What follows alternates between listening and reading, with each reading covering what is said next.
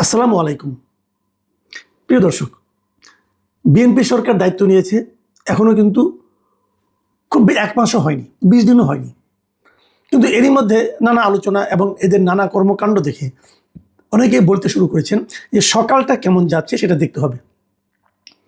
সকালের আমরা অনেক কিছু দেখেছি এ পর্যন্ত। কিছু কিছু আচরণ আমাদের ভালো লাগেনি, আমরা বলেছি, অনেকেই বলেছে। আবার কিছু কিছু আচরণ কারো ভালো লেগেছে, কারো ভালো লাগেনি। আবার কিছু আচরণ সবারই ভালো লেগেছে।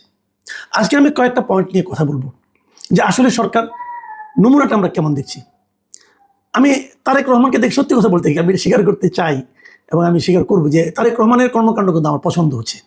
মানে উনি নিজে যা করছেন একটার সঙ্গে একটা তুলনা করে আমার মনে হচ্ছে যে না, বোধ করি দেশে একজন যোগ্য লোকের হাতে পড়েছে।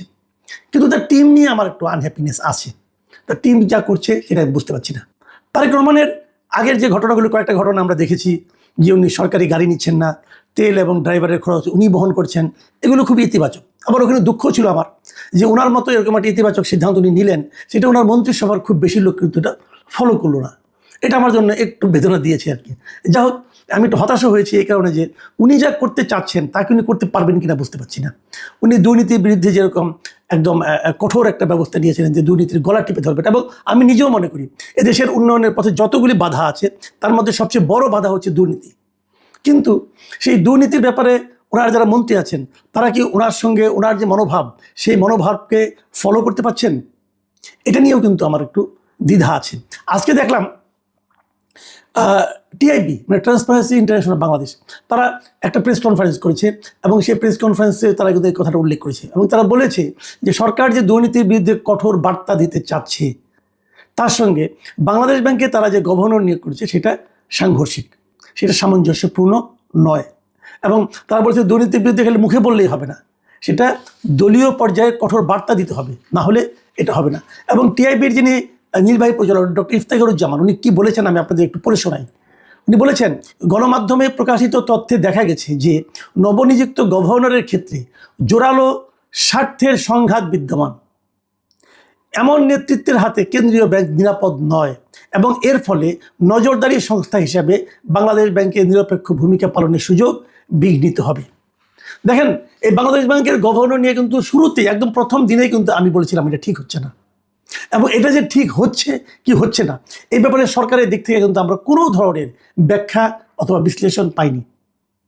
সরকারের ভাবখানা, বিশেষ করে অর্থ মন্ত্রণালয়ের যিনি দায়িত্বে আছেন মিস্টার আমির খুসরো মাহমুদ চৌধুরী, উনি যেভাবে এটার প্রতিক্রিয়া প্রকাশ করেছেন আমার তো হতাশ লেগেছে।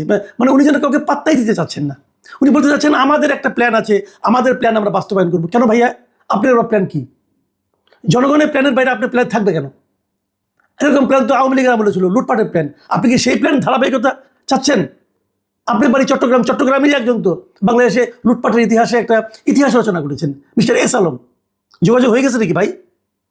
এই ধরনের প্রশ্ন কিন্তু আমরা করবো। ভাই, আমার দেশটাকে কে নিয়ে যাচ্ছে? আপনার প্ল্যানটা কি? নতুন সরকারের প্ল্যান থাকবে, আপনাকে সেই প্ল্যান এক্সপ্লেন করতে হবে। আপনি যেই হন না কেন, আপনাকে বলতে হবে কেন আপনি এই একজন গার্মেন্ট ব্যবসায়ীকে বাংলাদেশ ব্যাংকের গভর্নর বানাচ্ছেন। আপনি ব্যাখ্যা করেন, আমরা ব্যাখ্যাটা শুনি। ব্যাখ্যা তো করতে পারতেছেন না, কারণ আপনার কাছে কোনো ব্যাখ্যা নাই। যে উদ্দেশ্যে আপনি করেছেন সেই উদ্দেশ্যটা আপনি ব্যাখ্যা করে কারো কাছে আপনি এটাকে জাস্টিফাই করতে পারছেন না। এটা তো হবে না।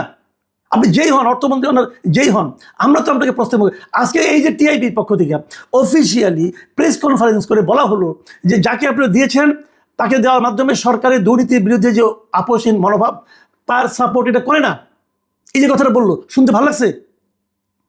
আমি যদি বিএনপির সমর্থক হই, ধরেন আমি বিএনপিকে ভোট দিয়েছি, ধরেন আমি বিএনপির সাফল্য চাই, তো টিআইবির এই বক্তব্য শুনতে কি আমার ভালো লাগবে? আমার তো ভালো লাগবে না। আপনার লাগতে পারে, কারণ আপনার অন্য কোনো ল্যাপটপ থাকতে পারে, কিন্তু আমার তো ভাই একজন নাগরিক হিসেবে ভালো লাগে নাই। আমরা তো 15 দিনের মাথায় এসে নিয়ে এই ধরনের বিতর্কিত কর্মকাণ্ড হোক, এটা তো ভাই আমরা চাইবো না। আমি বিএনপির যারা শীর্ষ নেতৃবৃন্দ আছেন তাদের কাছে বলবো, ভাই এমন কিছু প্লিজ করবেন না যে জিনিসটা আপনারা ব্যাখ্যা করতে পারবেন না। আর যদি এটা নিয়ে প্রশ্ন ওঠে, আপনাদের দায়িত্ব হবে সেটা আপনারা কেন করছেন সেই জিনিসটা জনগণের সামনে এক্সপ্লেইন করা। আপনারা ব্যাখ্যা করে প্রমাণ করেন যে আপনারা ভালো কাজ করেছেন। এই যে এত প্রশ্ন উঠছে, আপনারা কি মনে করছেন প্রশ্ন উত্তর দিবেন না আর আপনার হয়ে যাবে? ভাই, এত স্বরাষ্ট্র আপনি পান নাই। ভোটে পাস করেছেন, 2/3 আসন পেয়েছেন, তার মানে এই না আপনাদের কোনো কথা নিয়ে আমরা প্রশ্ন করতে পারবো না। আপনাদের যে শীর্ষ নেতা তার দিকে খেয়াল করেন, দেখেন ওই ভদ্রলোক কি করতেছে, তাকানোর দিকে। নিজেরা তো একটা গাড়ির মায়া ছাড়তে পারেন নাই, বড় বড় কথা বলেন। এটা চলবে না। দেখেন, আমি এই টিআইবির যিনি নির্বাহী পরিচালক আছেন ডক্টর ইফতেখারুজ্জামান, তার আরেকটা বক্তব্য আমি আপনাদেরকে আরেকটা কোট আপ করছি আপনাকে। তিনি বলেছেন, তিনি আশঙ্কা প্রকাশ করে বলেছেন যে এই ধরনের নিয়োগের মাধ্যমে বিতর্কিত ব্যবসায়ী গোষ্ঠী বা অর্থ পাচারকারী শীর্ষ ব্যক্তিরা পুনরায় কর্তৃত্ব ফিরে পাওয়ার সুযোগ পেতে পারে, যা রাষ্ট্রের জন্য কোনোভাবে কল্যাণকর হবে না। এই কথার কি জবাব দেবেন? আমি জনাব তারেক রহমানকে অনুরোধ করব, এই বিষয়ে আপনি হস্তক্ষেপ করুন, জরুরি ভিত্তিতে করুন, পরে কিন্তু আর সময় থাকবে না। আমি আরেকটা ঘটনা বলবো আজকে, সেটাও একটা প্রেস কনফারেন্সের বক্তব্য। সেই বক্তব্য দিয়েছেন প্রধান বিরোধী দল জামায়াতে ইসলামী। জামায়াতে ইসলামী বলেছেন যে ইলেকশনের যে ইঞ্জিনিয়ারিং হয়েছে, এটা উনি দুটো ঘটনার কথা বলেছেন এবং বলেছেন এই দুইজন উপদেষ্টাকে, সাবেক দুইজন উপদেষ্টাকে জিজ্ঞাসাবাদ করতে হবে। এই দুই উপদেষ্টা কে কে? একজন সৈয়দ রিজওয়ানা হাসান, একজন হলো খলিলুর রহমান। খলিলুর রহমানকে যেদিন নিয়োগ দেওয়া হয় সেই দিন বলেছিলাম এটা আপনারা করে ঠিক করলেন না। এই ক্ষেত্রে আমরা কোনো ব্যাখ্যা পেলাম না, এবং এই ব্যাখ্যাটা আমি স্বয়ং প্রধানমন্ত্রী তারেক রহমানের কাছে দাবি করছি। আপনি তাকে নিয়োগ করেছেন, কেন করলেন? আপনি কার কাছে ধরা আছেন? আমরা কিন্তু এমন প্রধানমন্ত্রী চাই না যেই নাকি নিজের ইচ্ছায় কাজ করতে পারবেন না, যেই নাকি অন্য কারোর কাছে ধরা থাকবেন, মানে কারোর কাছে তার কোনো এক ধরনের জবাবদিহিতার ব্যাপার থাকবে। এটা কিন্তু আমরা চাই না ভাই। হোয়াই খলিলুর রহমান? এখন এটা কি হয়েছে, যে আশঙ্কাটা আমি তখন করেছিলাম সে আশঙ্কাটা আছে জামাত উচ্চারণ করছে। জামাত বলছে যে ওই ইলেকশন, ওই তত্ত্বাবধায়ক সরকার যে নিরপেক্ষ ছিল না, তারা এই অভিযোগ করছে দুটো ঘটনা দিয়ে। একটা খলিলুর রহমানকে এখানে পররাষ্ট্রমন্ত্রী বানানো, আর দ্বিতীয়টা তারা বলছে যে সৈয়দ রিজওয়ানা হাসান, উনি আজকে ওনার একটা ইন্টারভিউ প্রচারিত হয়েছিল, সেই ইন্টারভিউ উনি যে কথাগুলি বলেছেন সেই কথার প্রেক্ষিতে উনি এই জামাতের যে নায়েবে আমির আছেন তাহের সাহেব, উনি একটা মন্তব্য করেছেন এবং উনি বলেছেন যে উনি নিজেই স্বীকার করেছেন যে ওনারা জামাতকে আসতে দেননি। এবং উনি কি বলেছেন সৈয়দ রিজওয়ানা হাসান, মানে তার ভাষায় আর কি উনি যেটা বলছেন আর কি, মানে রিজওয়ানা হাসান যে কথা বলছেন যে নারীদের উপযুক্ত অধিকারকে নিশ্চিত করতে পারেনি, তারা বিরোধী দলে থাকলেও আমরা কিন্তু তাদের মূল ধারায় বা প্রধান শক্তি হিসেবে আসতে দেইনি। তার মানে উনি আসতে দেননি। উনি বলতে চাচ্ছেন যে জামাতের কাছে নারীদের অধিকার নিয়ে প্রশ্ন আছে, এবং প্রশ্ন আছে বলেই ওনারা জামাতকে, যদিও জামাত বিরোধী দলে আছে, কিন্তু জামাতকে ওনারা মূল ধারায় মানে মূল শক্তি হিসেবে, প্রধান শক্তি হিসেবে আসতে দেননি। ভাই আপনারা দেওয়া না দেওয়া কে? তার মানে আসতে দেওয়া না দেওয়ার ব্যাপারে ওনার একটা ভূমিকা ছিল ওনাদের মানে এই অন্তর্বর্তীকালীন সরকারের। এই ধরনের কথা যদি বলে তো ওনাদেরকে জিজ্ঞাসাবাদ করা উচিত। আসলে কি তাহলে ইঞ্জিনিয়ারিং হয়েছে? আসলে কি তাহলে মানে জামাতকে আসতে না দেওয়ার জন্য নানা ধরনের কর্মকাণ্ড হয়েছে, ফন্দি ফিকির হয়েছে? এটা তো কোনো কথা হলো না। আবার তাদের একজনকে আইনে আপনি যখন উপদেষ্টা বানালেন তখন তো অনেকে সন্দেহ করতেই পারে, তাহলে আপনারা জানতেন এই ষড়যন্ত্রের ব্যাপারটা, এই ইঞ্জিনিয়ারিংয়ের ব্যাপারটা আপনিও জানতেন, এবং তারই পুরস্কার স্বরূপ ওনাকে নিয়ে আসছেন। জামাত তখন এটাও বলছে যে লন্ডনে আপনাদের সঙ্গে এই আন্ডারস্ট্যান্ডিং হয়েছিল। আমার কথা হলো এমন কাজ কেন করবেন যে কাজ করলে প্রশ্ন উঠবে? দেখেন, আপনার প্রধান বিরোধী দল যেটা আছে, যারা আছে, তারা যখন এই প্রশ্নগুলি উঠায় তখন কিন্তু এই প্রশ্নগুলিকে আপনি উড়িয়ে যেতে পারবেন না, আপনাকে এটা এক্সপ্লেন করতে হবে। কেবল তাই নয়, নির্বাচনটা যে সঠিক হয়েছে, অবাধ হয়েছে, সুষ্ঠু হয়েছে, সেটা আপনাকে প্রমাণ করার জন্য জামাতের যে দাবি, এই দাবিকে আপনাকে গুরুত্ব দিতে হবে।